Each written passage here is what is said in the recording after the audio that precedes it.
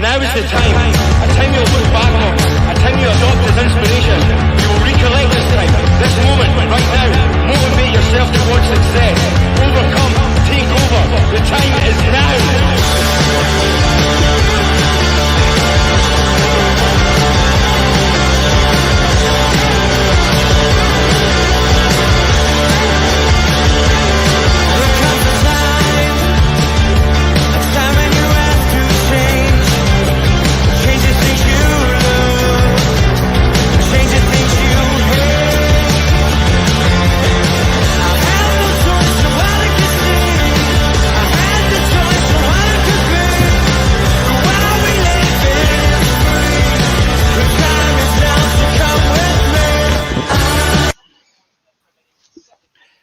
Good evening. Oh, he's done it again. I'm not doing it on purpose, I promise. He's done it again.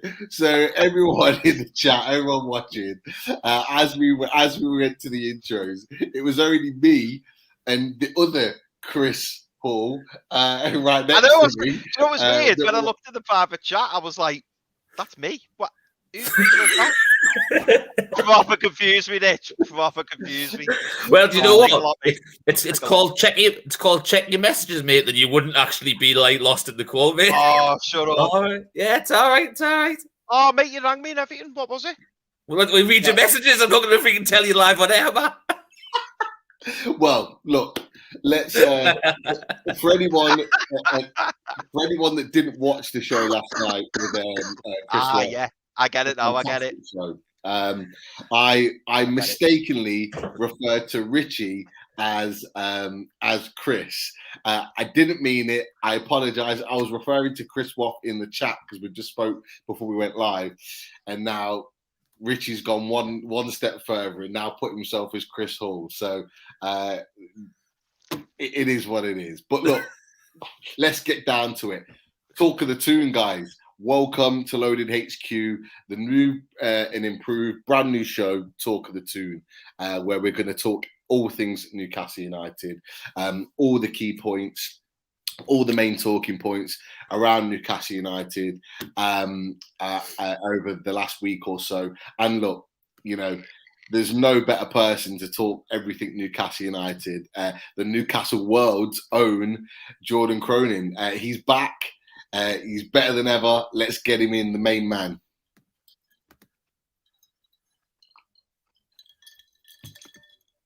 Here Hey! Bit of suspense that one, wasn't it? I was waiting. Yeah. Tell you about it. I was just going through the DM, just sitting. Jordan sent us a DM, said he was only going to come on if Lee Davey was coming on.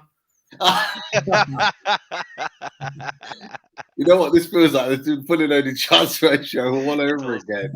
I thought I was past that point, but yeah, it's my own fault. I made the mistake, but yeah, that's what I'm going to say on that. But Jordan, welcome back to Loaded HQ. Great to have you back on the show, and it's a pleasure to talk Newcastle United with you, mate. Yeah, it's been a while. I think the last time I was on was the Thursday before the transfer window was slammed shut. So plenty's happened since then, and I've also forgot who the real Chris is now. I'm not sure if it's in the top right-hand corner, Chris in the bottom right-hand corner. Brilliant stuff.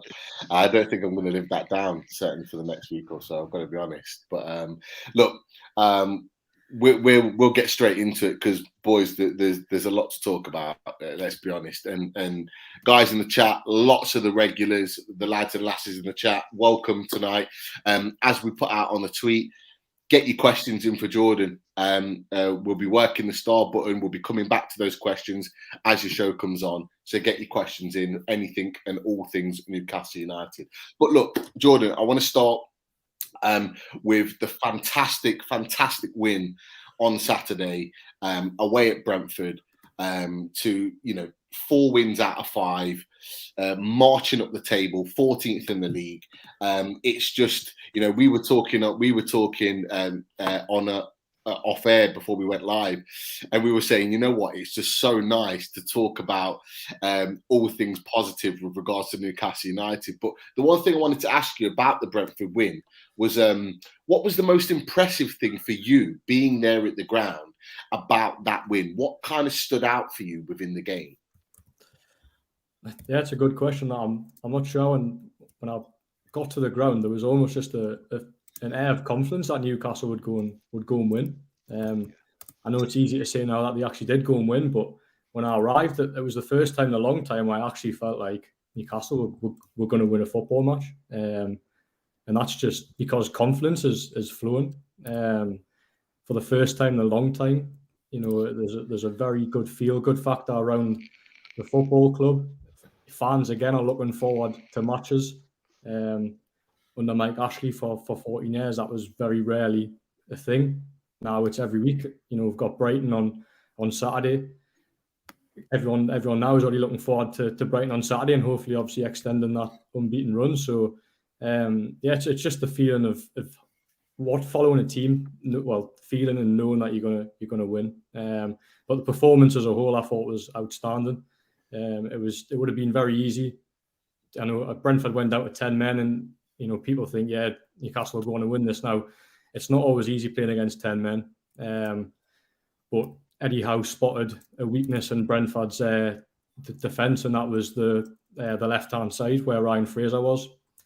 It was a constant theme throughout the game where the ball picked up by either Shelby or one of the full-backs or one of the midfielders as well, where it was pinged out to Ryan Fraser. Ryan Fraser beat his man, which was Christopher Asia, a summer target for Newcastle, and he was given an absolutely torrid time by Ryan Fraser. Ryan Fraser, for me, man of the match. Obviously assisted Joelinton's goal. Could have had a couple of himself. So it was 10 men. It's never easy playing against 10 men, and Newcastle made it look very easy. Once they got the second goal after shortly into the second half, went with half-time lead 2-0. There was no danger of Newcastle United losing that. There was a slight period in the second half where Brentford put on a bit of pressure when Christian Eriksen came on. Obviously, great to see him back on the pitch and me personally being there as well. It was brilliant to see. Very, very emotional. So that instantly gave Brentford a little bit of a lift, but Newcastle brought on Bruno, and that killed really the game for Brentford. Bruno settled things down, and Newcastle seen out the game comfortably. So just a very, very good performance. And as I say, it's just nice that it's all things positive at Newcastle at the minute. Long may it continue. Definitely, and I imagine from your perspective as a journalist, writing these articles about Newcastle winning matches and everything being positive within the fan base, it must be a hell of a lot more enjoyable, and maybe you'll be able to tell us more. Maybe a little bit easier to write these articles because it is so positive at the moment. Yeah, and for me, as a journalist throughout my career covering from Newcastle, when I started 3 years ago on the Shields Gazette, it was just constant negativity, and that was for one man only, and that was Mike Ashley. Obviously, you threw Steve Bruce into the occasion as well, where that wasn't enjoyable at all. But from the takeover, really, it wasn't the dream start everyone expected from the takeover in terms of Eddie Howe came in. Didn't really get that new manager bounce as what you'd hope for, but stuck with these methods, and it's all starting to pay off now. This unbeaten run now is Newcastle's longest unbeaten run since I think it was the 2011-12 season when they finished fifth on Alan Pardew. So it just shows how far they've came. And for me, just this period now was just an insight into what Newcastle can become in the future.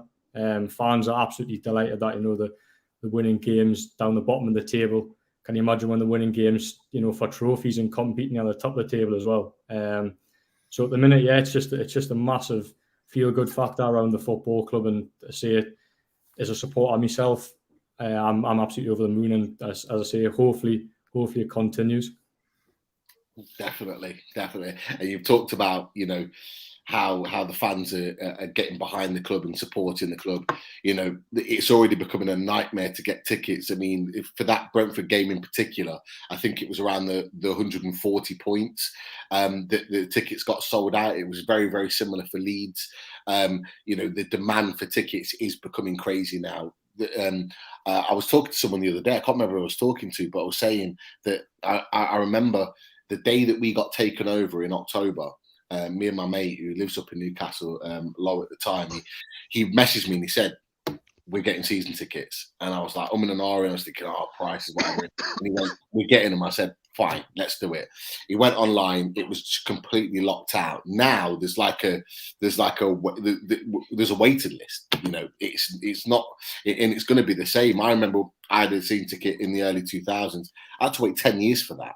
And that was going through the 90s and through like the entertainers era. I had to wait 10 years just to get that season ticket for a couple of years. And I've got a feeling it's going to be running a little bit the same. But that's just the demand of Newcastle United at the moment. And like you said, we're sitting in 14th place. I'd be like worried to see what it's going to be like in the future when we're actually up there challenging. But boys, the two Chris's, should I say, I'm going to come to you guys because, you know, there's been a lot of talk about one man that kind of, you know, stole the show alongside, you know, Ryan Fraser, who had a fantastic game. And it was this man, Big Joe, you know, scored his goal, a fantastic goal, bullet header, which really set it on our way. And it is, you know, the stats don't lie. The stats are there: 62 touches, 21 passes in the final third, 19 duels, 11 duels won, possession won 5. He's just tearing it up right now. But that's not necessarily the question. You know, from that point of view, you know, is he the guy that we need to move forward with, or can you see us moving forward with in the future? And I'm thinking beyond this season, you know, we stay in the league. Is he the guy that you think we can kind of wrap our arms around it and make him one of the guys that's going to take us into this new era? So look, Chris H, stroke Richie, I'll come to you first. Is Joelinton, in your opinion, the guy that we can bank on to take us forward? If he keeps on playing the way he is at the minute, then yes, it's plain and simple. Since Eddie Howe's come in, and since the first Brentford game, which I think we've seen a completely different Joelinton. To be fair, there's quite a few of the players who we knew could do it before, but have been like reinvigorated under Howe. You know, we touched on it last night about Joe Willock going away to in January to the Saudi trip and come back in a completely different person. Obviously, we've seen other players like Ryan Fraser has been reinvigorated as well under Eddie Howe. So if Joelinton can carry on doing exactly what he's doing, leading stats, you know, winning balls outside our box, taking the ball forward, creating chances, then yeah, I do. Because I think if he's going to be playing in that role, he's not necessarily going to be relied upon for his goals. Obviously, if he improves his goal output, then fantastic. You know what I mean? That's a bonus for the team. But he's doing a slightly different role than what he was originally bought for. And as long as he keeps on doing that role and keeping genuine midfielders out the squad, then yeah, if you know what I mean, you get picked on your merits. And at the minute, he's, you know, one of the first named on the team sheet at the minute, Pete. Yeah, I'm inclined to agree with you on that. You know, he's one of them that you were kind of hoping. The real Chris H, I'll come to you. We were kind of hoping. This is going to be confusing. We were hoping, you know, last season that he wouldn't be in the team. I don't remember when we were, you know, doing the match day lives, we were kind of frustrated. Oh, Joelinton's in the team. You know, when's he going to be out the team? We were convinced at one point that it was written into his contract that he had to start every game. That's how sort of paranoid the Newcastle fans were at this point. He's guaranteed to be in the team every week. Look, between now and the end of the season, Chris, you know, from your perspective, what would be a realistic target for Joelinton as that kind of dominant all-action midfielder with regards to goals and assists? What would you say would be a realistic target for him in the last, what is it, 14 games left, something like that? No, less than that, maybe 13. I think there's 13, yeah. Yeah, 13. We've played 25. Yeah. Yeah. Do you know what, Pete? That is a really interesting question. Do you know what? I was smiling to myself when Richie started his answer because I was going to say I couldn't have put it better myself, but literally it was me saying it, wasn't it? So no, I to be honest, I completely agree with Rich when you asked the question whether we move forward with him in terms of us, in terms of whether he can, if he keeps up the performances that he's keeping up. We've got to keep Joelinton. And the reason I'm saying about your question being interesting, Pete, is, and this may sound bizarre, based on what I've seen over the past 6-7 weeks, maybe a bit longer, I would say I'm not even bothered about the assists or the goals. And I'm genuinely not. I was delighted he got that goal, don't get me wrong, because he deserved it. And his performances over the last few weeks, months have deserved it. But for me, if he carries on performing the way that he does, like I'm not even bothered about the goals or assists because he does that much work and he has that much of an impact on this team. I mean, even I can't compare him to Shelvey, but I'm using John Joe Shelvey because obviously in the championship season and under Rafa, John Joe Shelvey was very involved, in terms of goals and assists. But even under Eddie Howe, because he sits so deep and we play differently and we're more progressive with the ball. Yeah. I'm not even looking at John Joe Shelvey numbers either because of the job that he does for the team. And with Joelinton, I look at him and I just think, I haven't seen anybody. I mean, can you think of anybody, lads, off the top of your head, who's had as big a turnaround as Joelinton in the last few years? Because he's gone from a number 9 who looks lost. He's then gone to a winger who's not very good at being a winger, to now a central midfielder who is all action. Like I said to you the other day, didn't I, Pete, on away days? I can't remember seeing a player be able to carry the ball with such strength and power. I genuinely can't remember seeing a player playing for Newcastle who can do that. He reminds me a little bit, and this is going way back. He reminds me a little bit of Didi Hamann in that he's big, he's strong, but he's quick as well. And he's very elegant on the ball, and he keeps it simple. He keeps the game simple, and obviously that's something that Eddie Howe's drilled into him. And for me, I genuinely, Pete, I'm not too worried about the goals or assists. I'm really not, because I just look at the performances on the pitch, and us fans who watch the games week in, week out. I know the the pundits have started warming a bit to Joelinton, and rightly so. But I don't want to see anyone throwing up stats and going, he's only scored 1 goal in 20 games. Because if he carries on performing the way that he's performing, he, like Rich said, he's one of the first names on the team sheet because he's just been absolutely outstanding. And I'd be the first one to throw my hands up and say, maybe I was a bit too quick to judge him. I mean, obviously he's changed position and, his performances have improved tenfold. So based on what I was seeing, it wasn't great. But what I'm seeing now, he's just a different player. And honestly, it wouldn't surprise me if he carries on in the same vein.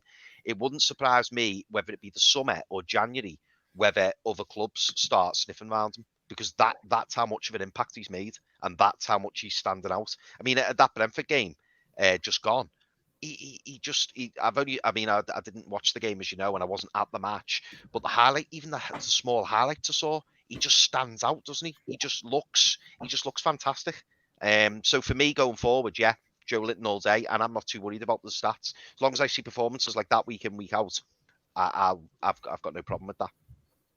I want better you with regards to that, and you've talked about other teams sniffing around him. I think I mentioned it before when we're on a show together, Chris, and I actually said it wouldn't surprise me if he continues this performance through the rest of this season and the beginning of next season, that I wouldn't be surprised if Brazil come calling for him. Yeah, me neither. Because he's not your typical Brazilian, is he? But you likened him to Casemiro because you just said Casemiro was getting on. He plays, and you know what? I would even say Casemiro plays a little bit deeper. He's a little bit deep lying, but he's all action. I would actually, for someone that actually gets in the Brazilian squad at the moment, I would actually say he's playing better than Fred, who plays at Man United.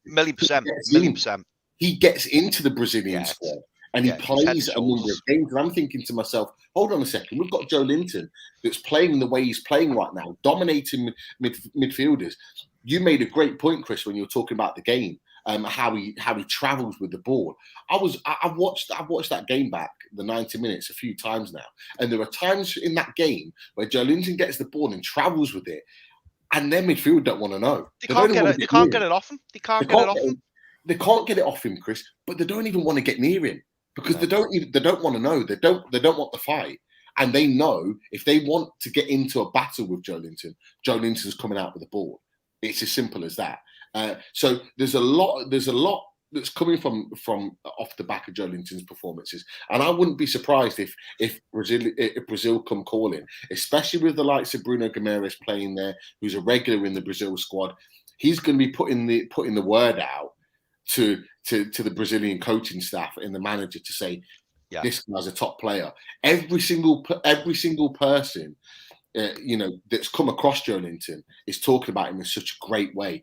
Kieran Trippier said he's one of the best trainers. Callum Wilson said it's one of the best trainers. Look what Sean Longstaff said. Sean Longstaff said the same. Even Mikel Antonio said, having played against him last week, how good he was. He didn't realise how good he was until he'd actually played against him. And people are starting to sit up and take notice now. And we've got something that's really, really big here. But the reason why I said about the goals and assists is because, and I'll come to you, Jordan, with this, is because he's a midfielder. And at some point, people are going to turn around and say, yeah, he's all action. His possessions from high up the pitch are fantastic and he's big and strong. But as a midfielder, he's going to be expected to score goals, whether we agree with that or not. Now, from your perspective, is there going to be a demand down the road that he's going to have to start getting goals and assists to kind of become that all-round midfielder that's not just all action but actually is producing with the stats?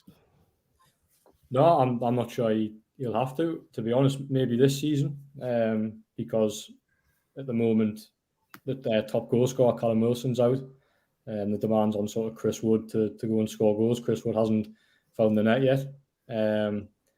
So I think there's a lot of focus on goals from midfield because there isn't goals coming from the forward areas.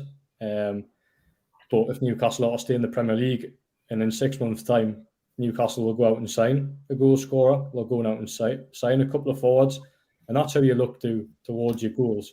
I think it's probably too soon to start demanding that Joelinton becomes a goal scoring midfielder. At the moment, you've just got to take him for what he is. His turnaround has been absolutely incredible.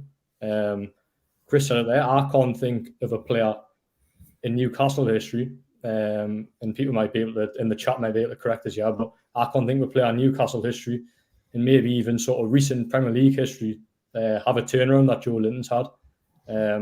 Signed as a £40 million striker, hung out to dry by Steve Bruce. Ultimately, you look at what Eddie Howe's done. He's came in and instantly got the best out of him. At the start, I'll be honest, Joelinton, for me, I writ him off. I didn't see how he would succeed at Newcastle. But Eddie Howe came in and proved just how good of a player he can be. The way he's fallen into the central midfield position, maybe it is a little bit luck in the way it's happened because he started out as a winger and Eddie Howe played as a number 10. But then if you remember that Norwich City game when Newcastle went down to 10 men after 10 minutes, Joelinton dropped into a deeper midfield role and blew absolutely everyone away. His work rate that night, I remember I was sat next to Liam Kennedy at the time and I was absolutely amazed that he was an absolute workhorse. He's just never stopped running. And all of a sudden since then has become the complete midfielder. So goals, I'm not sure we should be asking too much of Joelinton yet. Just take him for what he is at the moment, and what he is at the moment is in terms of the stats. If you take away maybe the goals, he's one of the Premier League's most leading central midfielders on current form, which is absolutely incredible. Given that he was, let's remember, signed as a £40 million striker. So I've got a lot of time for Joelinton. I love his turnaround. The fans love it as well. On Saturday, it was the way he sprinted back from to the other end of the pitch when he scored that goal to celebrate with the fans. The scenes at the end as well when it was Joelinton left on the pitch. I captured a video of that, and even I was tearing up in the stand there watching it, given his turnaround. Who would have thought that 12 months ago or even 6 months ago? Newcastle fans would be singing Joelinton's name, and he's the last player on the pitch applauding them back. So Joelinton's turnaround absolutely incredible. Let's see what happens in the future with him. But for now, at the minute, you look at Allan Saint-Maximin being out. Newcastle have coped without Allan Saint-Maximin. I would probably fear a lot worse if Joelinton was to go and get injured now. I know they've got Bruno to come in, but the way Joelinton's played over the last couple of months, he is the first name on the team sheet, and I would fear a Newcastle United team without him. Can I just jump in there just on what Rich? I might be wrong here, Rich, but I think my name's rubbing off on you, Rich, because I think me and you have had exactly the same thought. It was a comment from Geordie Toon for life. Yeah, it's how relevant it is for what we've just been talking about. 1,000,000%, absolutely. And do you know what? And Rich adds on to this when I say it, but it was funny when Jordan said what he said then. You know, when he was talking about not being too worried about the numbers and stuff like that. It's like I was thinking to myself, I'm thinking of comparable players at other clubs. So and straight away I was thinking Kovacic, Kante. I didn't think Fred, to be fair, but the likes of Phillips, the likes of Rice, the likes of Henderson, the likes of Thiago at Liverpool, those kind of players who are like instrumental in the midfield, but you appreciate them for what they are. And you don't necessarily think, where's the numbers? Where's the numbers? Because Jordan's right in what he says. You buy players at the top end of the pitch to do that job. So you have your players who win the ball back and keep the play flowing. And then you give it to the other players who are favored up, and they're the ones who you're expecting the numbers from. And I suppose, in a way, that's why I'm so excited about Joelinton, because I'm thinking he's got no pressure on him. All he's got to do is work his arse off for that 90 minutes, be his normal self, be powerful, be strong, be, brave, and just keep winning the ball back for Newcastle in the centre of the park. And that's what he's doing at the moment. And that's why I think he could be massive for us in the future years. Because how old is he? Is he what, like 24? 25, 26, something like that. It's mid-20s, yeah. We may not have even seen the best of him yet. And that's the mad thing. Yeah. And I think someone put in the chat, they asked the question, I think it might have been Dan, how many years has he got left on his contract? He signed a 6-year deal, so I think he's got 3 years left on his contract still.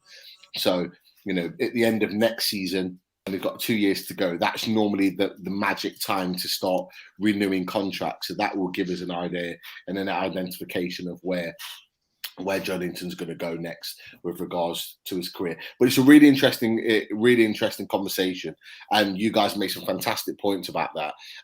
And very, very interestingly, I saw the Jordan Toon for Life comment as well as you boys. And what was interesting about that is the two guys in the middle, Rice and Phillips, are the two players that most Newcastle fans have said they would like to sign. Now, the way Joelinton's playing at the moment, yes, Rice and Phillips are very, very good players. But would you say it certainly since Christmas up until now, have they outplayed Joelinton? I wouldn't say so. To be fair, Phillips has got to get on the pitch first. That's true. But that therein lies the problem, is that you want guys that are going to play on the pitch. Yeah. The amount of times that Joelinton's come off injured against Leeds, for example, or took bangs and knocks and been battered from pillar to post. But you know what? With the tape, he gets his tape on, he's there, and he gives 100% every week. That's what you want. You want a guy that you can rely on, that's going to turn up every week and give 100% and not going to be picking up injuries that are going to be putting you out for 2, 3, 4 months. I think I had this conversation with Chris about this, actually, about Phillips. Great player, but can you guarantee he's going to be on the pitch? He's had a lot of injuries in his career. It's not ideal. So I'm just throwing that one out there. But we'll move on because... Pete, just quickly before you do, I was just going to say, it was a comment that you made after the West Ham game, when you, if you'll remember saying it, that Joelinton absolutely dominated Declan Rice in the middle of that park. Declan Rice didn't want to go anywhere near him. Yeah, he did. That proves the point, doesn't it? Just to add on to that, I've never seen Declan Rice play so deep as a midfielder before, and he played that deep because he didn't want to know with Joelinton. Joelinton played a different role in that game to stop Rice playing those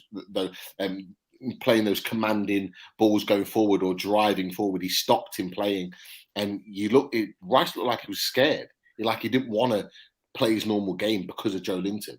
That just tells you everything you need to know. But you're absolutely right. We'll move on. because again, lots to talk about, and that I think we could have continued talking about that. So it's a really good conversation. War Joelinton, War Big Joe. Okay, relegation battle. One or two things have been really, really interesting, certainly over the last 24 hours. And obviously, we're in 14th place, 25 points. We've really done well to get out of this scrap. And what's been interesting is that there's the relegation battle, from Sky Bet.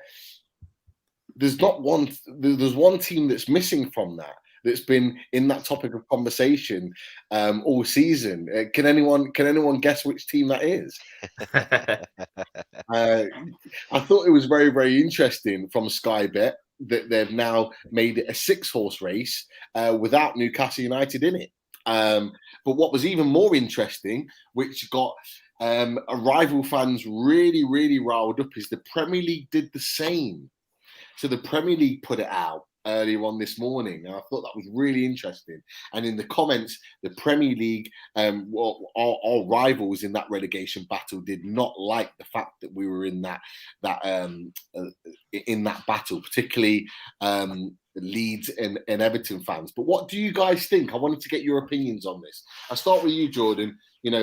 Are we out of the relegation fight completely? We've been on a fantastic run. We're playing some great football. We look solid as a team.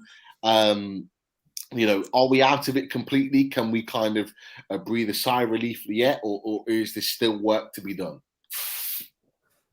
Yeah, it definitely work still to be done, I think. But based on the last 7 games, it does suggest that Newcastle will go on to do it.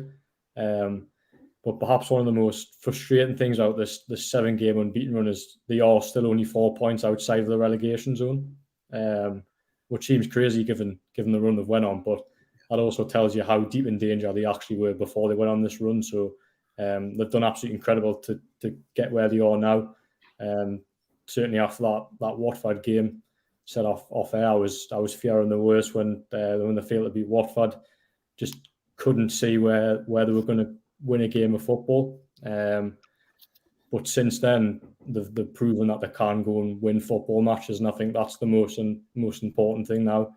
As I say, before that Watford game, I just didn't see where they were going to win a game from. But now they've proven that they can go and do it, and I think, that is the most important thing.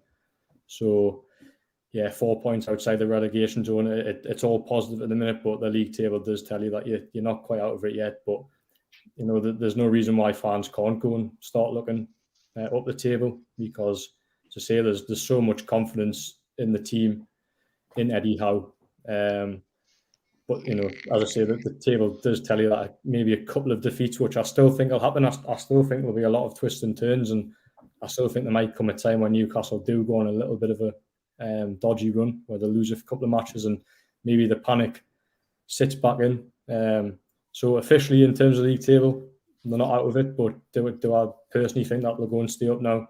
Yes, I do. As I say, I've seen enough from them over the last 7 games, or even since the start of the new year, where they've unbeaten in 7, only conceded 3 goals, which is an incredible start in itself. Where Newcastle went and conceded 80 goals last year in the calendar year. Now they've only conceded 3 at the start of this year. We were all talking before the January transfer window about how the defence needs shoring up. We needed a top-class centre-half to come in, and that was the main issue. But, one Dan Burns signing later and a Matt Target and Kieran Trippier for a few games as well has transformed that back line. So, been improvement all over the park. Player transformation, as I say, Joelinton is a player I've just spoke about at length there. There's 5 or 6 others who Eddie Howe has completely transformed. So there's a lot of belief and confidence in the squad now that they will go and achieve Premier League safety. I think they'll go and do it, but maybe it's just not time yet to say they definitely will. But I think they will. No, I think that's it. I think that's a fair assessment. Rich, Jordan's already alluded to it as well. I thought this was, fascinating to look at. Fewest goals conceded in 2022. Uzun Rotherham sitting at the top of the tree, but obviously from a Premier League perspective, is conceding less goals than the likes of Liverpool, Man City, Chelsea, Arsenal. It cannot be kind of looked at, without thinking, how massive that is, that our defensive record before Eddie Howe and how it is now after Eddie Howe. We've just completely turned it around. The likes of Dan Burn, that Jordan alluded to, but also the likes of Fabian Shaw coming back in, and really putting those top class performances. But we've touched on it as well on previous shows, Richie. But we're playing well, we're attacking, we're front foot, we're playing higher up the pitch. The defense looks solid. Dubravka's barely getting any sort of action in games. Oh. Doesn't look like Pete's getting the action, does it? I'll tell you what, I think I'll answer the question. You knew where he was going. Yeah, I've got. Thing is, we actually touched on it last night on the show with Chris last night about how good the defensive records has actually been this year. 42 goals in the first half of the season up until January, and then you only go and concede 3, and we still actually haven't played our full strength back 4 yet because of either injuries or not eligible due to a loan or whatever. So can you imagine we've actually got our full choice, full back 4 as well? So that that goes to show a testament to the defenders who are now playing for their places in the squad for the rest of this season and to stay with the club as well. Regards to are we out the relegation? We're never out of it until it's mathematically safe. But I think this weekend, it's quite pivotal because if we beat Brighton and I believe Burnley have got Chelsea at the weekend, that's a 7-point gap between us and Burnley in 18th. And 7 points is a lot to make up at this time of the year. I know people have been saying in the chat, we've still got Arsenal, we've still got Spurs, we've still got Chelsea, we've still got City and Liverpool. But the thing is, I'll turn around and ask you, because obviously last night was pivotal in 2 ways, because Burnley lost, so we kept that 4-point gap. But also Chelsea got through in the FA Cup, which me and Pete actually discussed after the show last night. Now, Crystal Palace winning against Stoke in the FA Cup last night now means we go from playing 4 games in 10 days, which I think you actually wrote about this morning, didn't you, Jordan? And it now means we've actually got 3 games in, I think it works out 8 days, Thursday, Sunday, Thursday. So that actually means that we can go full strength against Everton on the Thursday and not have to be worried about the Crystal Palace game on the actual Sunday now. But in between the Southampton and the Everton game, we've got Chelsea. And as I actually spoke to Pete about, Chelsea, you've got a really important second leg of the Champions League 3 days after against Lille. And now, I know that they've got a 2-0 advantage going into the second leg, but Lille are a different animal at home. And obviously, they've got a lot to fight for, so they'll be going to all good business. That tie's not over. So you may turn around and see a Chelsea side which isn't full strength. And then you go to the other teams that have been mentioned in the chat. Spurs have been hit and miss all season. You don't know which Spurs you're going to get. Arsenal, you could probably say, have been the same as well. So realistically, there's only probably City and Liverpool you've got to be concerned about. But then you look back at the 2 games we had against them in December, and we didn't disgrace ourselves in those 2 games. It was more referee decisions that turned both of those games against us. And, we all know the debacle that Mike Dean had in that game at Anfield. We all know that Martin Atkinson and VAR had an absolute shocker in the Man City home game when they didn't give a blatant penalty where Henderson takes out Ryan Fraser. So there's the way things are going now, and the fact that our defence has shored up, and some of these teams are also going further in other competitions. Like, as we know, Liverpool, the dreaded quadruple. City have got, in the FA Cup, they've got the Champions League. we could be playing these clubs at the right time, especially if we're on a run. So, yes, we're not mathematically safe. People said in the chat, possibly another 10, 11 points may do us, save us this year, 35 points, which is probably a realistic target. Can we get 10 points out of 13 games? Without a shadow of a doubt. We've just got 15 in the last 6, so why not? Especially when we've got the likes of Norwich to play. We've got to go to Everton in a few weeks. Palace as well. Got to come. Leicester have got as well. Come to St James as well. It's all looking good, lads. Full stop. No, I only cut half of that, so I apologise. All of our internet in the house is just gone. It's all right, mate. You can watch it back and catch up. Yeah, yeah. I'll probably no doubt. But yeah, from that point of view, we are looking really strong at the moment, and speaking to a number of fans, they're just confident of going into every game. The way in which we play, the way in which we set up, we look like we can go and really ruffle some feathers with every team that we're coming up against.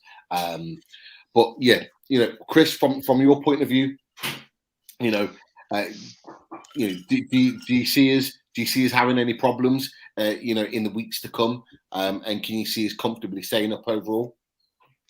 Yeah, I mean, is it over now? There's obviously, until it's mathematical, to be honest, maybe not even mathematical, until we get to about 35, 36, that's when I'll comfortably say, yeah, it's done.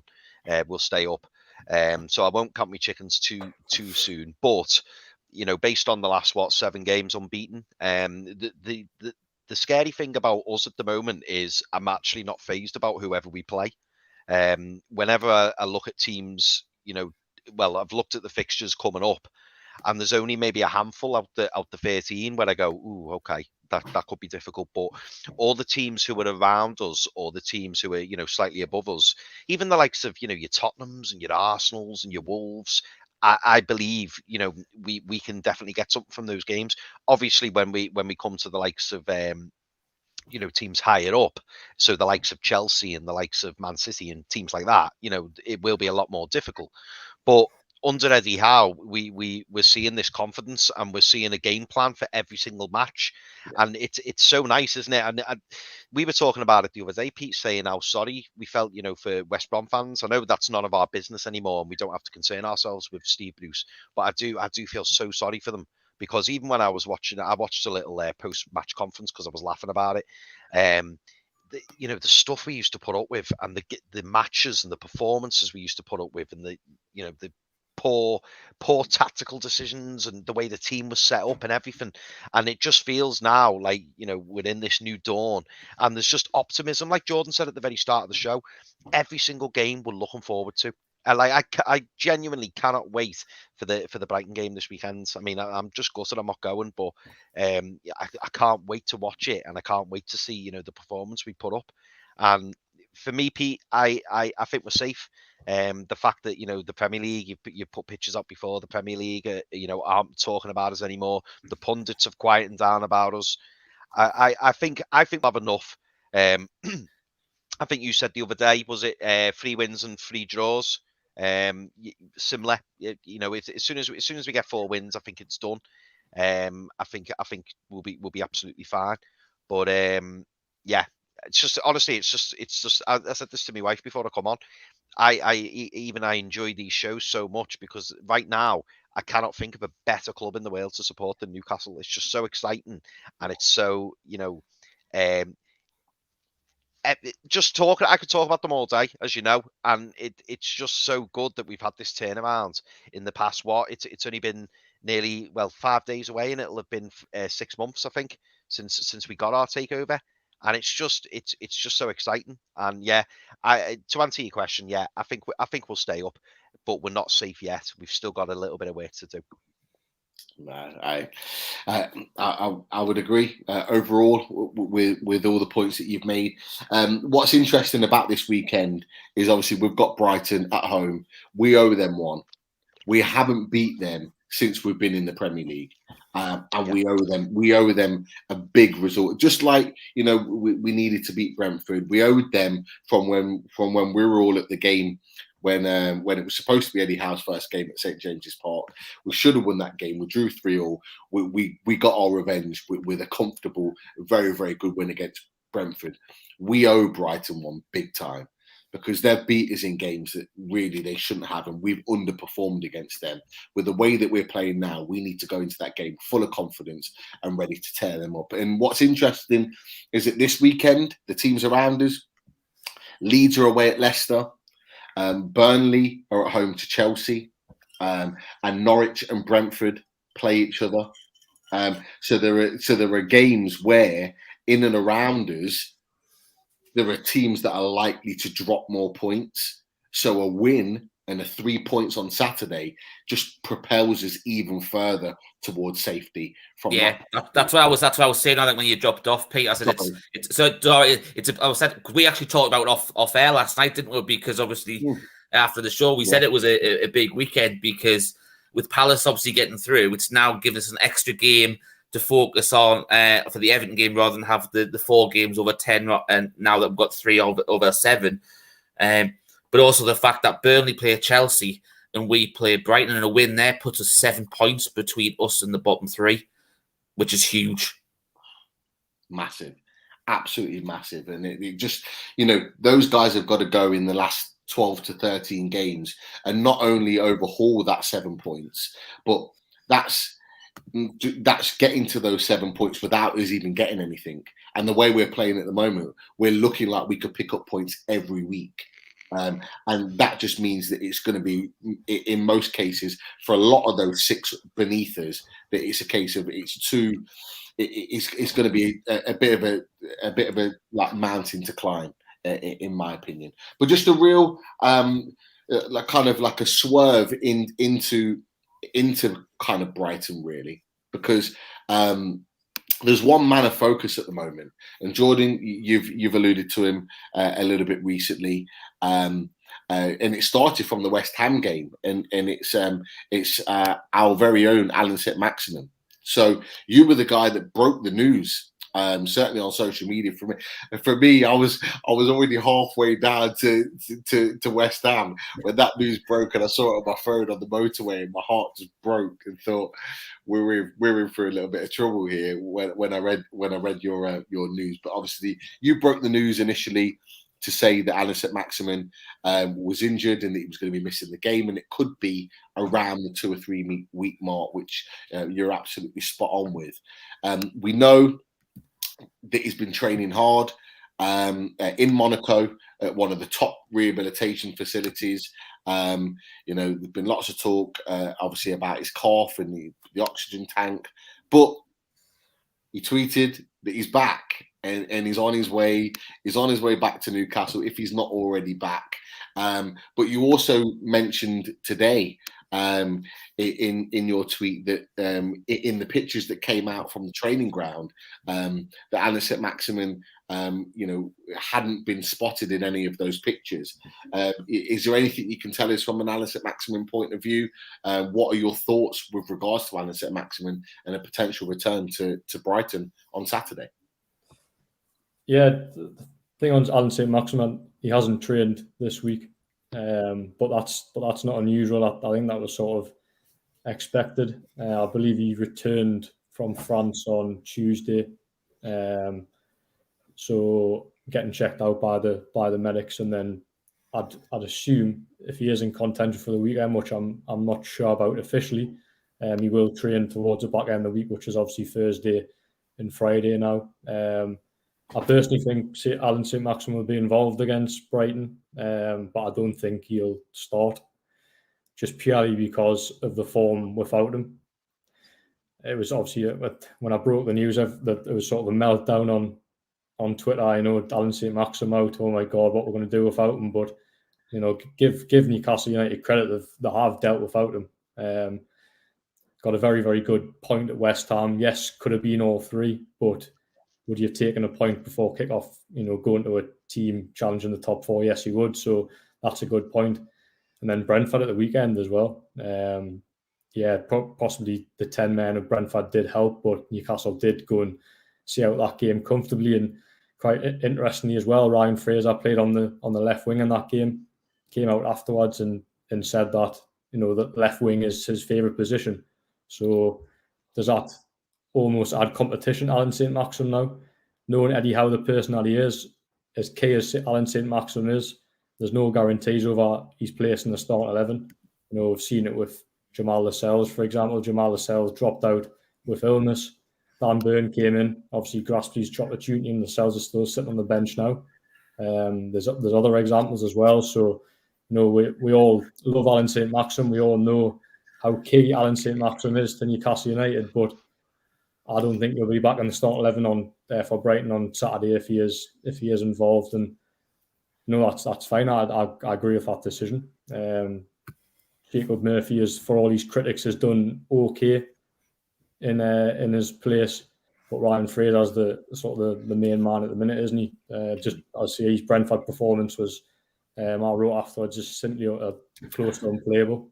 Had the Brentford fullback on absolute toast. So yeah, let's you know, if Newcastle do go into Brighton and don't have Allan Saint-Maximin in the start 11, I don't think it's much room to be concerned. The trip to France was an interesting one. I was a bit surprised when I found out he was in France, but I know he's got a close relationship with a physio over there. I think he started his career at Monaco, so he has done it. He has done it in the past. There's no conspiracy for you behind Allan Saint-Maximin going to France. He did go for as Eddie Howe called it, intensive specialised treatment. Has done his 2 weeks there, is now back in Newcastle, I believe, and as I say, hopefully in contention for the weekend. No, fingers crossed. But you've raised a really interesting point, and Richard, I'll come to you with regards to this. It's you know, the talk around Ryan Fraser. And obviously, Ryan Fraser played on the left-hand side, as Jordan said, on Saturday. And he had Aya on toast, as Jordan quite rightly said. He destroyed him. Their big money signing, who was linked with Newcastle, coming from Celtic. And he made him look just like an average Joe defender. He was very, very good on that left-hand side. But what's interesting about that is that, you know, that's where Allan Saint-Maximin tends to play.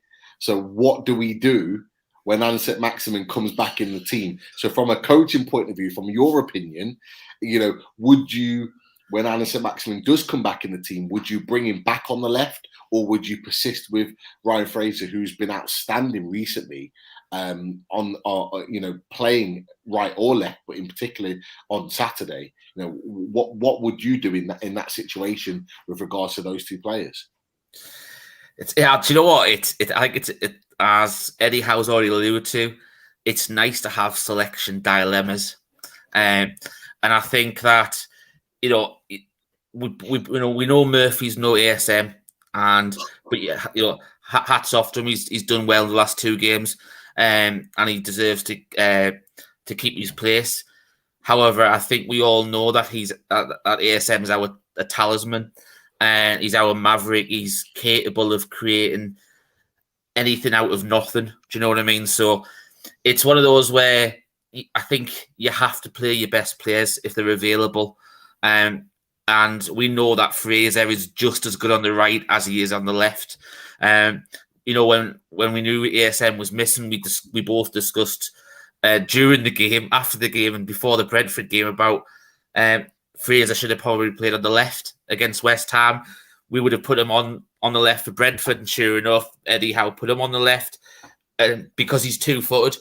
And the amount of times he actually proved us right by putting some really nice variations across us with his wrong foot as well. One that actually, as Jeff just said, they played on the left on the advice of blood. If you say so, Jeff, if you say so, but. No, unfortunately, we don't have a phone line to Eddie Howe, because if that was the case, Jordan would be probably ringing us a little bit more. But no, seriously, no. It's we know it's, you know, it's not rocket science. We know that Ryan Fraser played on the left for Bournemouth, and we saw the best from down there. But Eddie Howe knew that, and he just wanted to try a bit of variation with Murphy. You know, he wasn't afraid to switch them over and stuff like that. But you know, we've got 3 wingers, and I think, going forward, even for like next season, you're going to need 4 good wingers. And I think realistically, we've probably got 2 which will be there next season. and that'll be Fraser and ASM. And I think we'll be looking to probably be possibly bring 2 more wide players in over the summer and possibly January next year. So the problem what you could look at if you really want to look at it out there, if Wood's having a bad game, he's lost his confidence a bit more and so that. What's to say to help with the way that we've discussed as well the fact that ASM does lack sometimes on the press when we're defending from the front.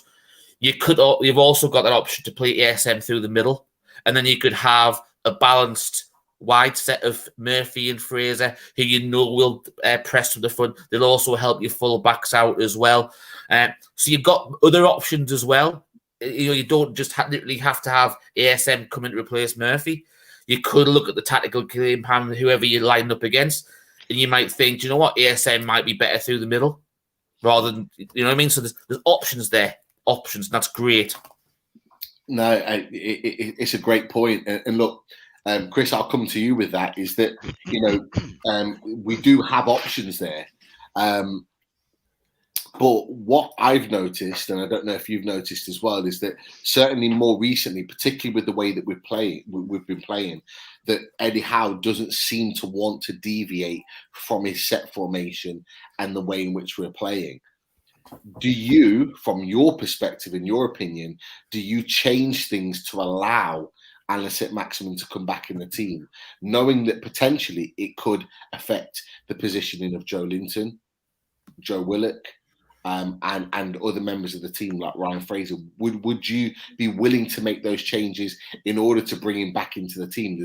There's guys on the chat and girls on the chat that have said, Allan Saint-Maximin has to come in for Murphy. He has to come back into the team. What would you do in that situation? Yeah, so I'm probably going to say something that's not very popular here, but for me, as much as, and I was one of the people calling for Fraser to go on the left and Murphy to go on the right, but that was down to, I know Ryan Fraser could play on the left, but also I was thinking more predominantly about Murphy and him feeling more comfortable on the right. But for me, and again, I'm not sure everyone agree with this, but for me, if you've got a fully fit Allan Saint-Maximin, he plays left wing. Simple as. We know that Allan Saint-Maximin likes playing on the left, and it's not to say that you drop everything for one player, but he's that dangerous and he's that integral to this team. I think a fully fit Saint-Maximin has to play on that left wing, and but to put a more positive stance on that I'm not concerned about Ryan Fraser playing on the right. I know he had a fantastic game on the left against Brentford, but I still think he does a fantastic job on the right as well. So for me, by the way, I wouldn't change the formation neither, and I don't expect him to. I think he's found a solution that works. And we've got Joe Willock playing fantastically. We've got Shelby playing fantastically. We've got Joelinton playing fantastically. I think, unless I've said him twice, but our midfield 3 is playing fantastic. And you don't change that. You don't change the shape. You don't change the formation. And unfortunately, you've just got to put the right players in the right places. And for me, Allan Saint-Maximin, if fit, plays in that left wing position, and that's just the way it is. Yeah, there you go. The three. What's that? The 3 Jamigos? Yeah. 3 1,000,000%. Jamigos. Yeah. I saw this and I thought I had to use this because it was fantastic. I can't remember who tweeted out. There was a number of people that did.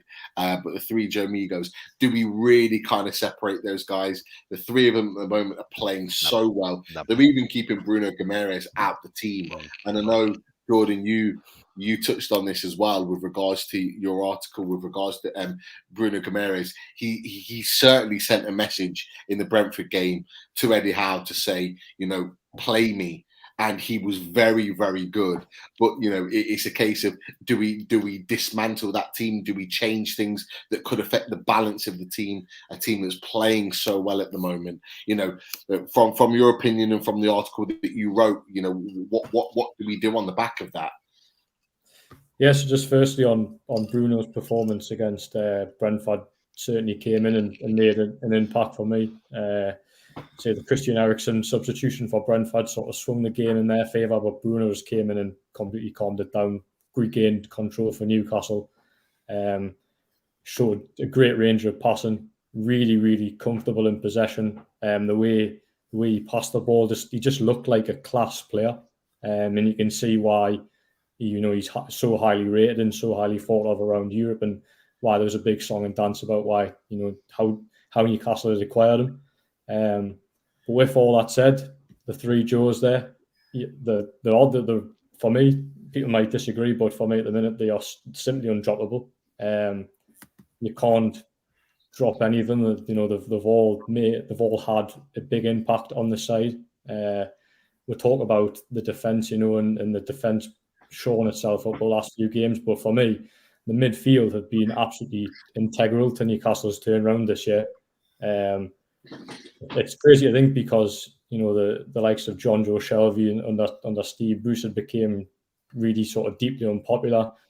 Joelinton was a player that wasn't viewed as a centre midfielder, and then Joe Willock, when signed in the summer for £20 million, just looked a complete shadow of the player that he was when we seen him on loan.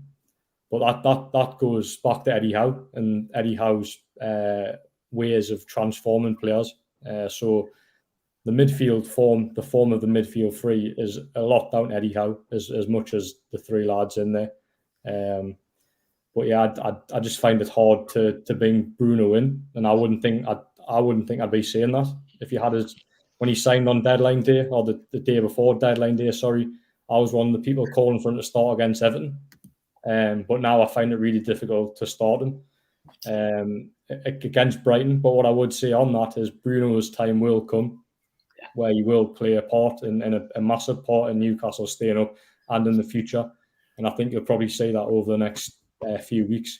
They've got a hectic fixture schedule where you play Southampton Thursday, and then you go away to Chelsea on the Sunday, and then you're back at Everton away on the Thursday. I'd be surprised if he didn't start at least one or two of them games. But at this moment, when you've got sort of week breaks, 7 days for players to recover, there's no reason for Eddie Howe to change a team when players have had that break, are coming back refreshed, ready to play again on Saturday. But when it becomes a little bit hectic when you're playing a Saturday to Thursday or a Sunday to Thursday, you have to use. No. I want confirmation that is the Liam Kennedy. But I think he's happy. He must have found time his busy schedule to listen tonight, lads. We're all blessed if he's listening in. I tagged him in a tweet before. That's probably what it was. Yeah. There's a little running joke with me, Liam, where I can't pronounce his second name. Or when I do, it's a different pronunciation every time. So I've just stuck to calling him Bruno. And Liam, thanks for your comment, but absolutely not. There's no chance I'm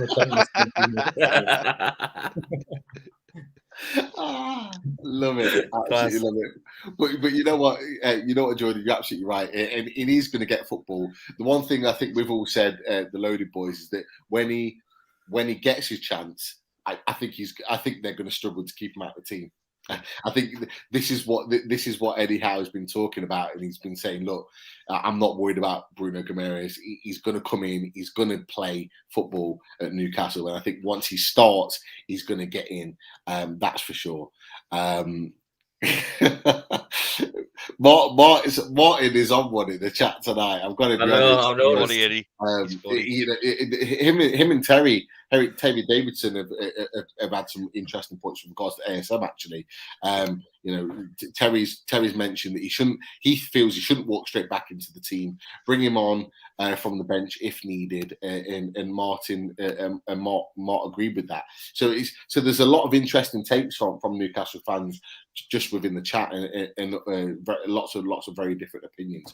I'm going to move on. Can I clarify something, Pete, just before you move on? Sorry. Yeah, go for it. Yeah, when I was saying about ASM being in the team, what I mean is, for me, if Eddie Howe decides that ASM comes back in, he has to play on the left. In terms of this weekend, I agree. You don't change the team. ASM should start from the bench. Do you know what I mean? That, and especially because he may not be 100% fit as well. But what I was meaning before was, for me, I don't think we changed that formation. And, because I know, Pete, you were talking, weren't you, about, like, you were asking me the question, would you change things up, to try and accommodate? And literally, I wouldn't touch that formation and the way we're set up at all. But if it was a straight choice and Eddie Howe's like, I want to play Allan Saint-Maximin, then when Allan Saint-Maximin comes back and Eddie Howe decides to bring him back, that's when I think he plays left wing. That was all I want to say. No, I think it's a fair point. It's a good opinion as well. I think there'll be lots that will agree with you with regard to that, that's for sure. There was one other issue, because I am mindful. We've got so many questions in the chat, and from the chat tonight, the chat has been on fire. Really, really appreciate that. Just before I come to the last point, before we go to the questions, make sure, if you haven't already, if you're new to the chat, and I think there's 1 or 2 new ones in the chat tonight, we've had up to 230 in the chat live. Hit that subscribe button. We're on the way to 3K. Lots and lots of new subscribers over the last week and a half.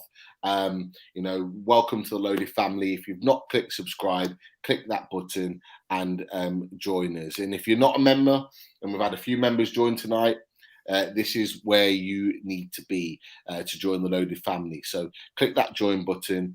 $1.99 a month. You will not be disappointed at all. Quick shout out to the sponsors. Bronwyn, with her Black and White Army, different types of clothing. I know Richie, she's very, very close to announcing her new clothing line. Is that right? Yeah, she's due on shortly. She's still trying to sort out the exact ins and outs, dotting the I's, crossing the T's sort of thing. So she will be on soon. We will have a giveaway probably sometime at the end of the week, but it will be one of the other sponsors, which we'll touch on in a minute. Okay, and like I say, like Richie says, I think she'll be on at some point, and it'll be great to have her back. She's not been on for a while, so it'll be great to see her join the team again. And we've got Shy Burns. Shy Burns has been a fantastic support to Loaded since they've joined the team. Lots of fantastic clothing there, all to a fantastic cause around mental health.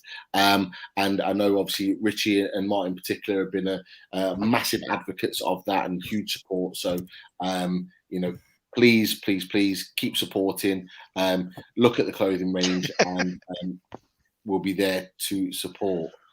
We've got Pins and Prints. I absolutely love some of the work that they've done here. It's been absolutely fantastic.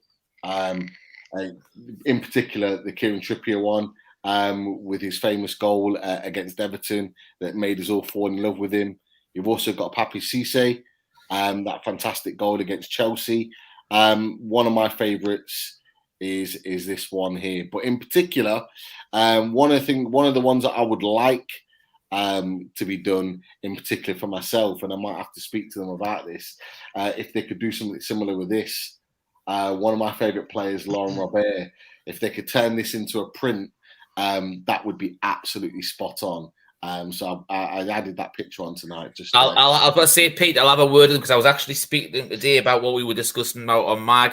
He's going to look at doing a Bruno one, like we discussed the other day about the one that they released for when they signed him with all the Brazilian colours on and stuff that you said that you really, really liked. So he's looking into doing something like that.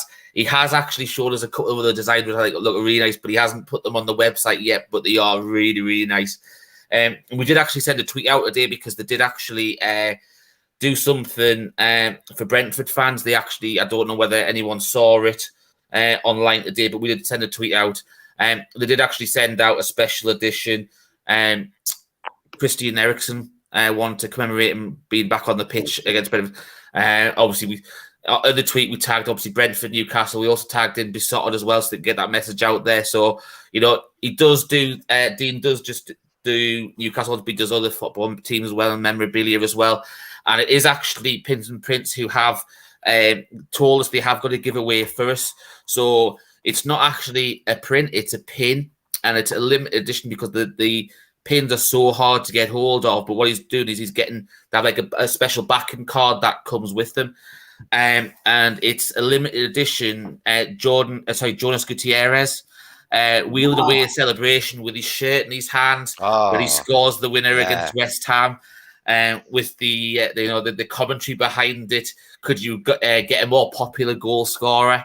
After it says, "Oh, Gutierrez, could there be a more popular goal scorer?" So he's getting one of them. So it is limited edition.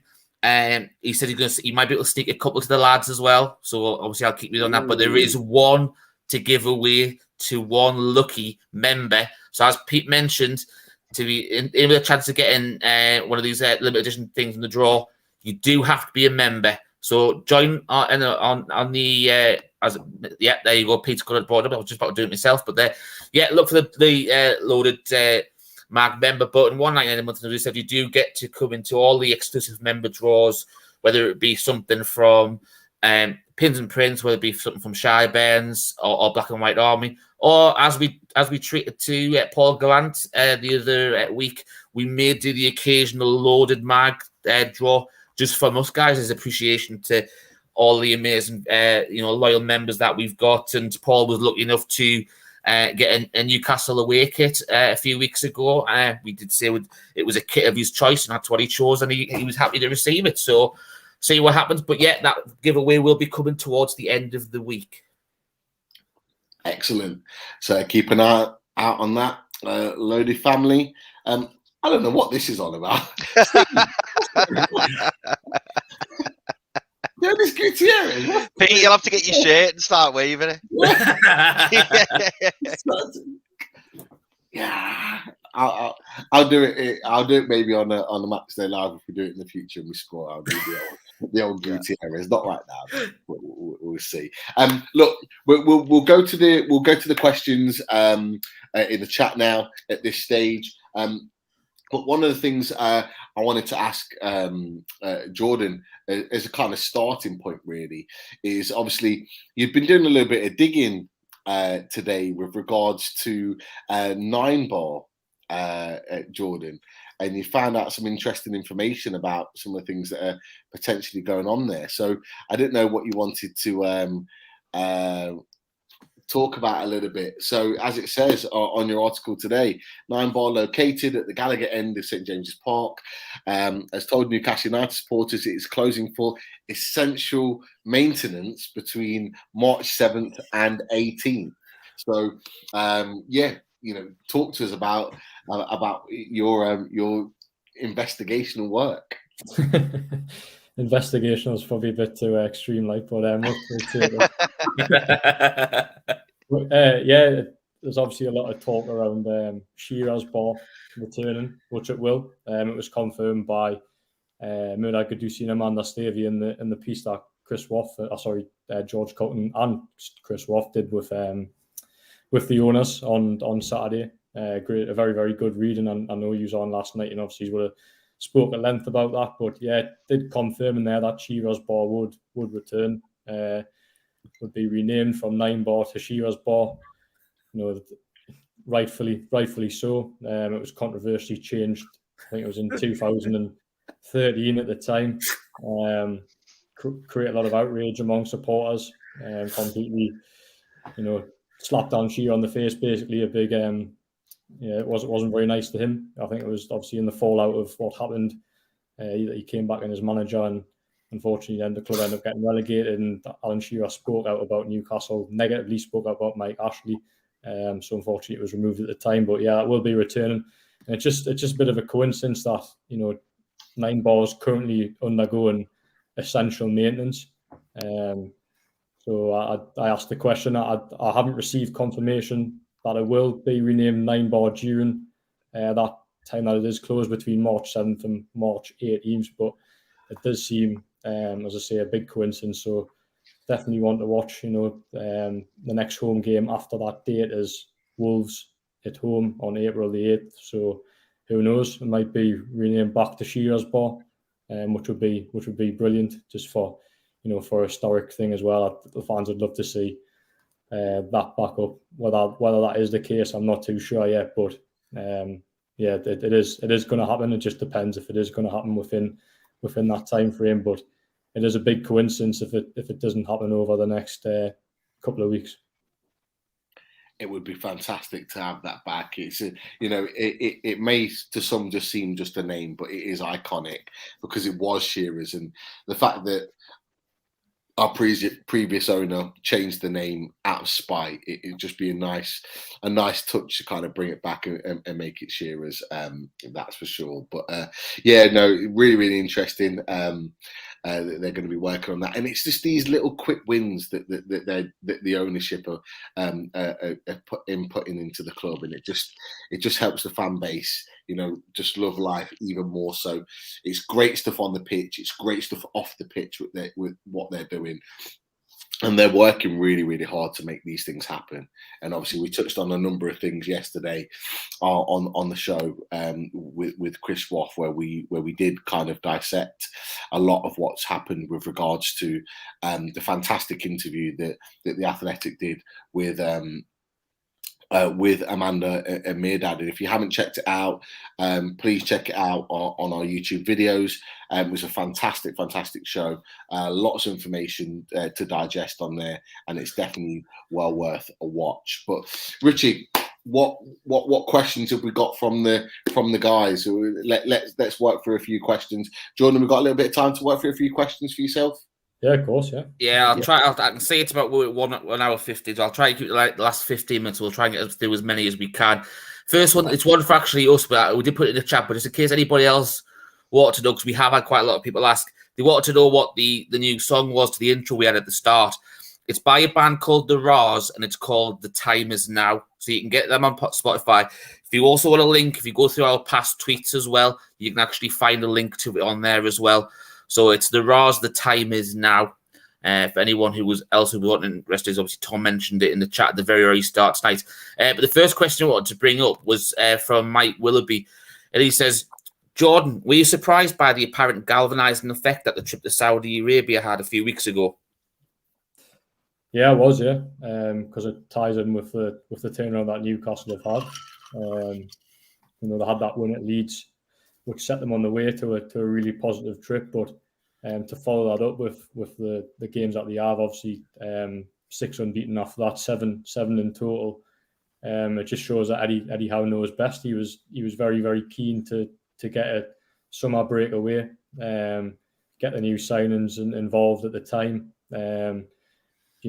Players getting to know each other on a more personal level as well. Being stuck in the same environment for I think it was 5 or 6 days at the time. So yeah, it's clearly paid dividends. There was a lot of sort of scrutiny from the outside around the trip, but from a footballing point of view, it's worked absolute wonders. So yeah, it was really positive week in the sun.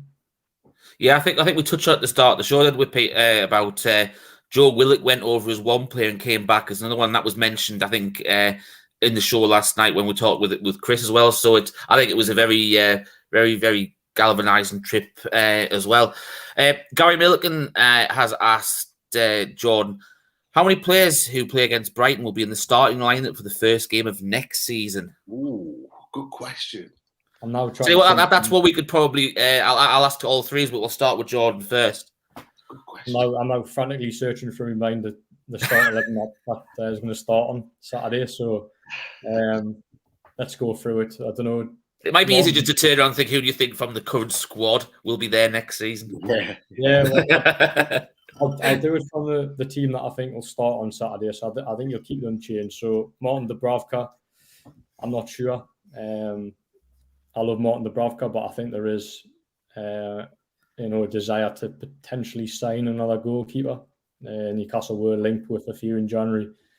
Dean Henderson is a player that was heavily linked. So the goalkeeping situation, one's up for debate. Emil Kraft, no, absolutely not. Done all right in the last few games, but as he's proven over the last 12 months, since he joined the club 2 years ago, it's just not good enough for this level. Fabian Schär, depends on his contract situation, but I'd like to see Fabian Schär stay. I think he's a player that could rival potential new defenders next season, because I do think Newcastle will go out and sign a centre-half or two. Dan Burn, yeah, I thought he's only just signed this month, so again, last month. So again, we'll be in and around it. Left back Matt Target. I'd love to see Matt Target signed permanently. He's completely taken me by surprise. I'm for how good Luca Digne is. I think Matt Target's impact in Newcastle has probably surprised a few Aston Villa fans as well. And Aston Villa fans are questioning where this Matt Targets came from. The player that's taken Newcastle United set pieces, and Kieran Trippier is absent as well. You've got likes of John Joe Shelby on the pitch. Matt Target defensively solid and also making an impact at the top of the pitch as well. Joe Willock, I'll quickly go for it now. Joe Willock, yes. Joelinton, yes. John Joe Shelby, possibly. I don't know. I like Shelby, but he is getting on age-wise, and Eddie Howe is a big fan. But if they go and sign before when Bruno signed, a lot of people were saying that Shelby would be the player that potentially make way. So he might be the one that drops out next season. Ryan Fraser on current form, yes. Eddie Howe, big fan, likes him a lot. Chris Wood, with Callum Wilson back on the side, that instantly brings Callum Wilson back in, and I do think Newcastle will go and sign a striker in the summer as well. So I do doubt if Chris Wood's career could be anything longer than a 6-month thing at Newcastle. And then on the other side as well, Jacob Murphy, because Allan Saint-Maximin will be back in at some point. I think I've covered everyone there. Keep the likes of players that are out now, Kieran Trippier, Callum Wilson, they'll be back in, definitely. Pete, for you?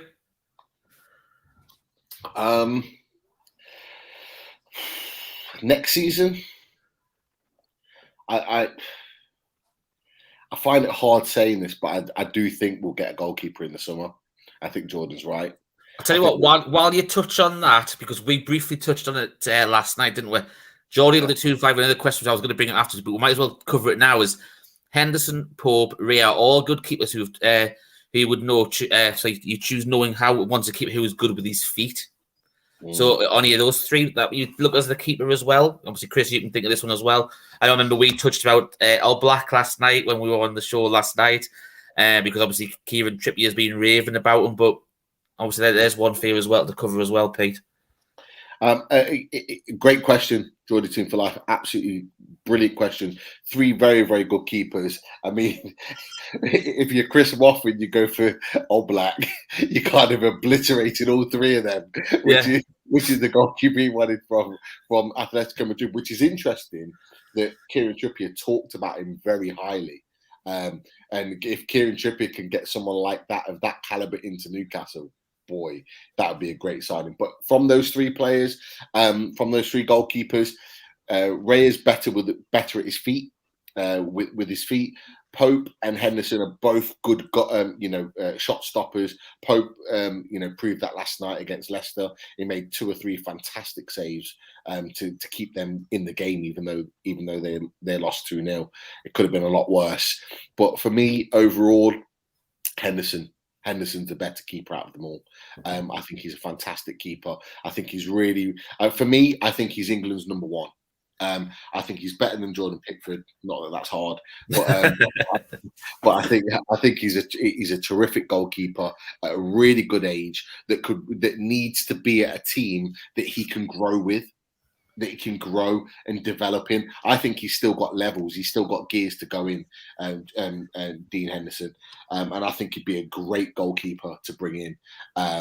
But what we've proved as a football club and as the new ownership is that we're not just pigeonholed to the Premier League, that we're looking far and wide. So, there could be some very, very good, fantastic goalkeepers out there in Europe that we haven't spoken about. Ash is mentioned there just really quickly from goalkeepers. Ramsdale's a really good goalkeeper also. I'd have Ramsdale as number 2. I don't think Jordan Pickford is in the top 2 goalkeepers in England, in my opinion. I think he's been awful, but I think Dean Henderson, when playing regular, is the best out of the lot. Chris, quickly go through it for your quick choices there. Yeah, like Pete, I'd pick Henderson. I think Pope, really good shot stopper. I don't think he's as good with his feet. Raya is probably better with his feet, as Pete's already said, but maybe not as good shot stopper and all-round goalie. So it would be Henderson. In terms of a goalkeeping choice, I think...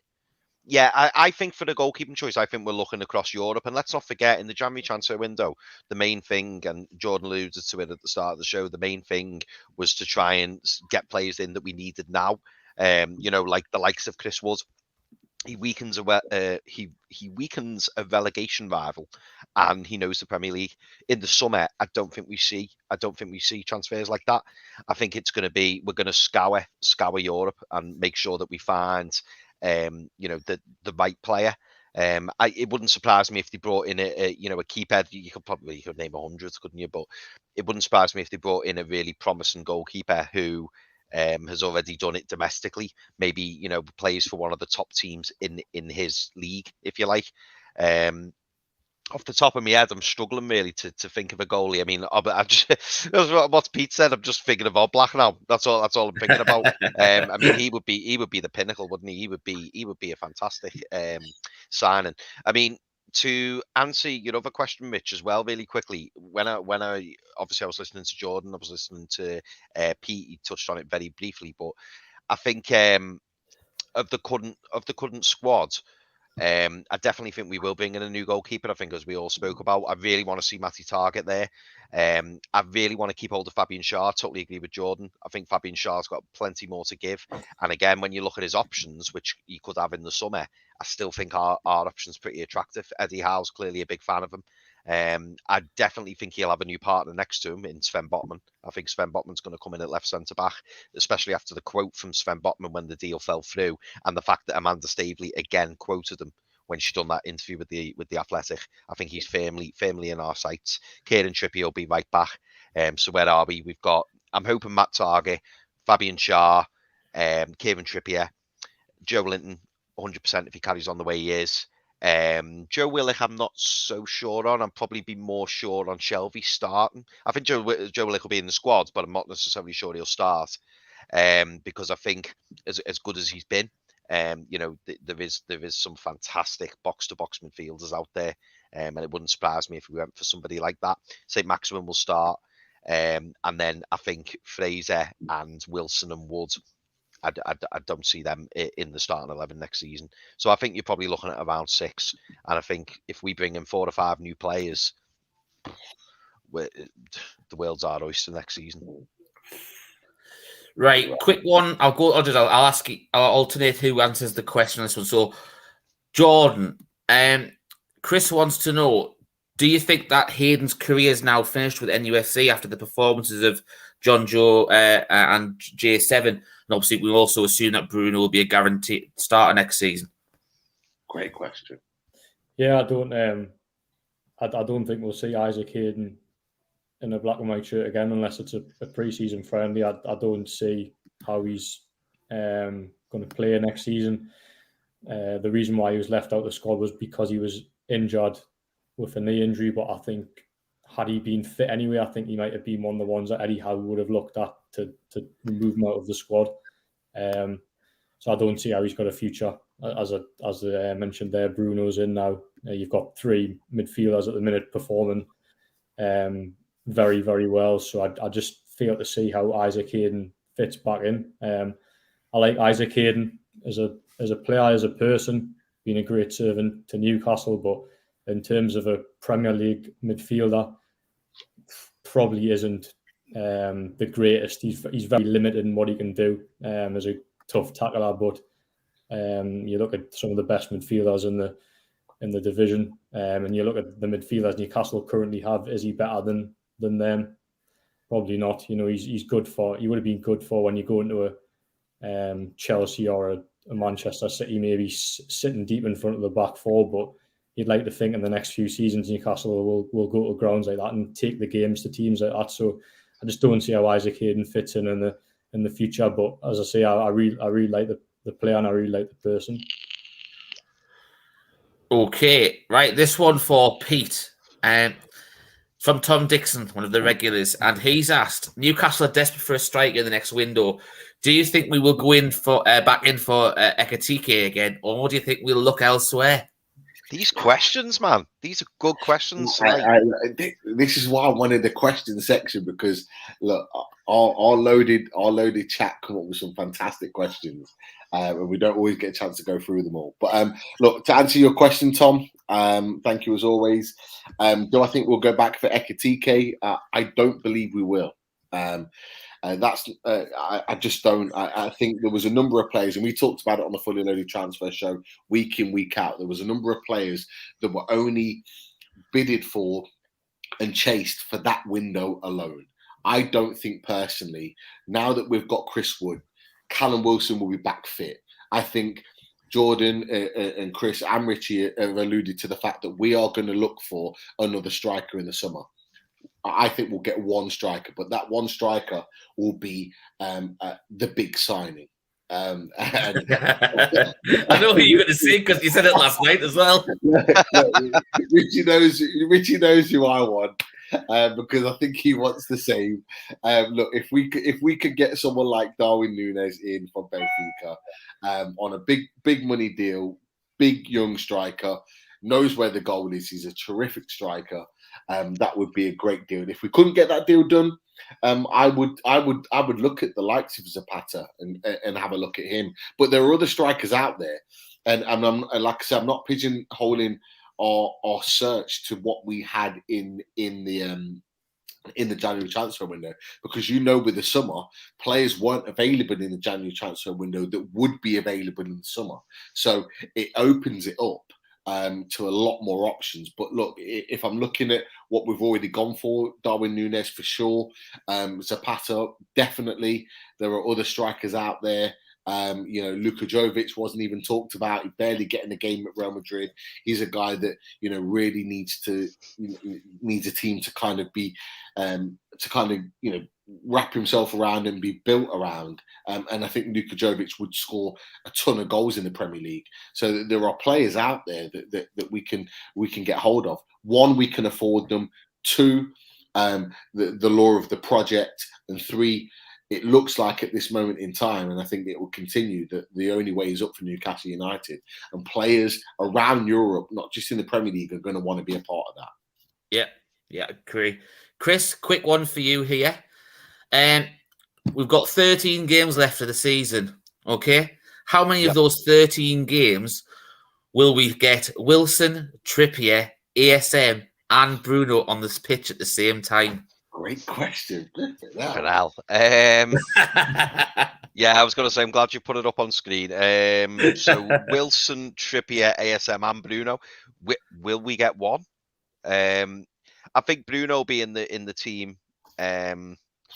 Will Bruno be in the team? Yeah, I think he will. Like we've already said, I think once Bruno starts a game, I don't think he gets dropped. So I do expect Bruno to be in. Trippier, I hope, is back before the end of the season. But again, let's be honest, lads, if he's back for the last 3 games of the season, say, is it worth risking him if he's not 110%? Is it worth risking him, or just giving him a good break, nice long summer, and bring him back fresh for the next season? ASM, yeah, he'll be back in the team in no time. And Wilson, again, same as Trippier. I'm thinking, if there's 3 or 4 games left of the season and they come back and we're safe, say we're sitting on 37, 38 points, is it worth the risk?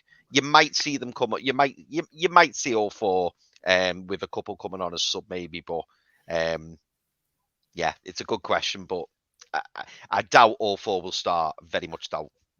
There was someone in the chat earlier on in the show that said they were hoping Wilson would be back for the Southampton game. I was thinking, what? Jesus. I mean, look, just really, really quickly, Jordan. I mean, has there been any update on Callum Wilson? Do we know anything with regards to potentially when he could be coming back? Because his date has always been sort of to be confirmed ever since he had his injury.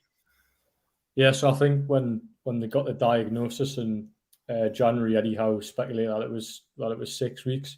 But when asked about Callum Wilson a few weeks ago, he said he'd hoped he'd be back for the last few games of the season. So I think with Wilson, you're probably looking at a May job, the start of May, and then you have 3 games left of the season where you play Arsenal, Manchester City, and Burnley. So there is a good chance that you might not see Callum Wilson play again this season, because if Newcastle are safe going into the final 3 games, are they going to risk Wilson or even a Kieran Trippier, who again is on the same time scale? Are you going to risk them players when you're already safe and you know your objective for the season is achieved? Probably not. So if we are to see Wilson, I'd imagine it'll be late April, start of May. But I say hopefully when Newcastle are safe, we'll probably not see him again this season. Cool. Right, Tom Dixon's asked 2 quick questions, and the good thing about this is I only need one answer, one number, and one team off you for both of them. So I'll start with Jordan first, and we'll go around the house for this question. Newcastle's next 5: Brighton at home, Southampton away, Chelsea away, Everton away, Palace at home. How many points? Can you put the question up, Rich? Yeah, just because I'll have to count me out. I'm doing the same. You can't multitask, can you, Chris? No. My wife will tell you that. We don't need it to. No. I'll go 7. I'll go 7 points. Beat Brighton. Lose to Southampton. Lose to Chelsea. Draw with Everton. And then if we're counting Crystal Palace though, because obviously that game's been we'll get moved, yeah. And I'll say 3 points for that. So I'll go with a very pessimistic 7, but it could quite easily be higher with the Southampton and Everton games in there. Pete? The Davies are on the same page, because David Durkin has put on there. Sorry to take that off for a second. Don't worry about it. He's put 9 points. So have you still got it starred? Yeah. Hold on a second. There, don't worry about it. Yep. So yeah, I'm going to go 3 points on Saturday against Brighton. I'm going to say we're going to get a point against Southampton, a point against Chelsea, a point against Everton, and 3 points against Palace. Super positive. We ain't losing a game. 12 games unbeaten, eh, Pete? I'm going for it. Why not? Why not? Anything's possible. Yeah, Chris? A few people have said in the chat. I'm gonna go with 8. So I think we beat Brighton. I think we draw against Southampton. I think we lose to Chelsea, and the unbeaten one will end. I think we draw against Everton, and I think we beat Palace. No bother. Right, and a quick one with this one. Tom Dixon presumes that Norwich and Watford are down, but I want to know which other team will join them. Difficult one. I think if Brentford lose to Leicester at the weekend, Norwich, yeah. Norwich. I think if Brentford lose to Norwich, I think there's a good chance Brentford could go. Burnley on an interesting one. They had a bit of a bounce, but lost against Leicester last time out, which is obviously no disgrace, because Leicester are a good team on the day.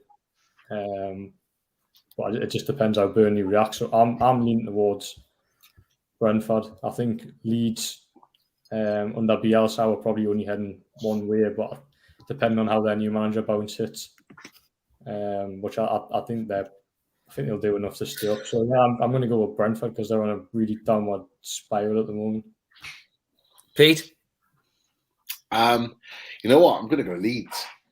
I think Leeds are going down. New manager or not, new manager doesn't know the Premier League. And I'm sorry. I've said this before, and I know I keep repeating it, but Leeds' team was built around Bielsa's style of play.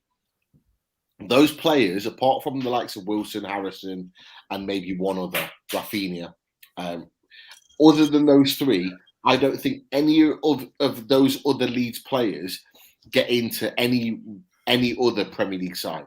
That's just my opinion. And I think without that style of play that Bielsa has put in place, I think though the rest of that team crumbles. I really do. even the likes of Bamford. So I think defensively they can't keep a clean sheet.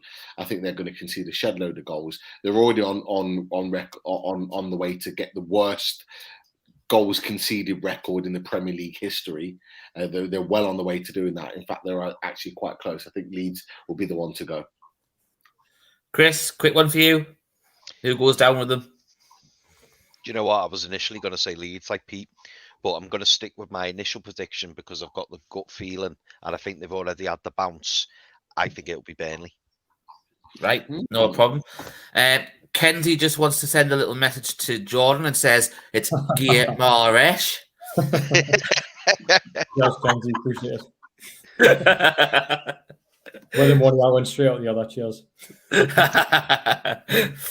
Chris just wanted to say he's obviously looking forward to what War Flags have got planned. For anyone who doesn't know, they're planning to do both ends, the Gallagher and Leeds, but they're also going to incorporate the East Stand on the Brighton game. So that should be some sight. I imagine I know Jordan will be looking forward. I don't think any of us are at the game this weekend, so you'll have to let us know next time you're on the show what it was actually like to be there itself, Jordan.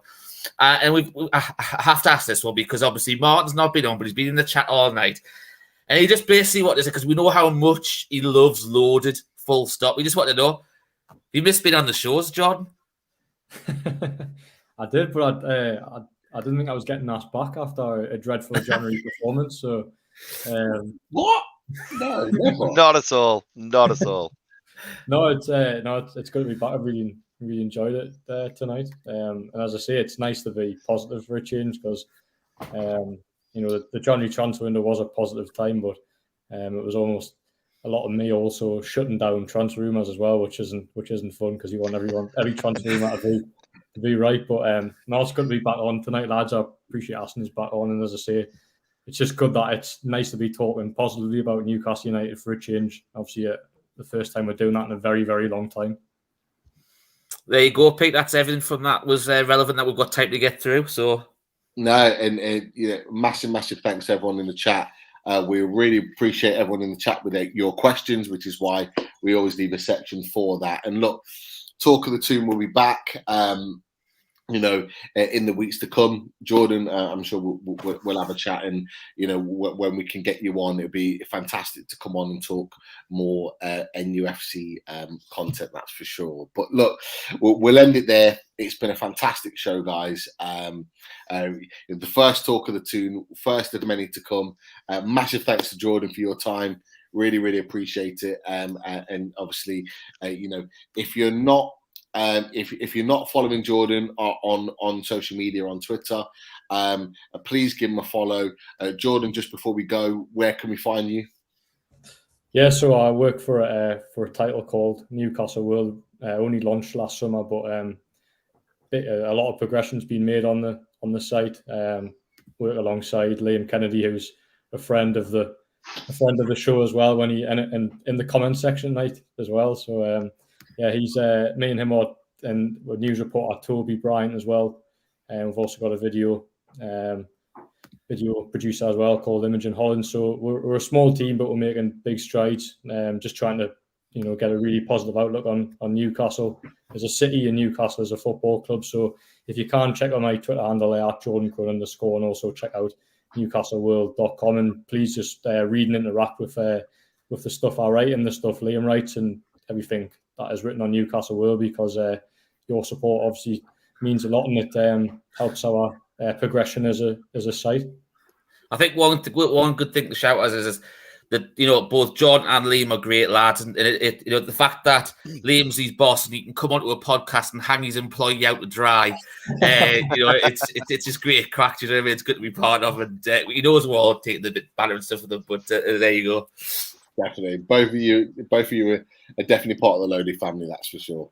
And yeah, we'll definitely be sorting out another talk of the Toon in the weeks to come. But for now, we'll leave you there. Massive thanks to everyone in the chat. Thank you everyone for watching. Rich, Chris, a pleasure as always, and we will see you soon. You guys take care. Have a great evening. Good night. Oh.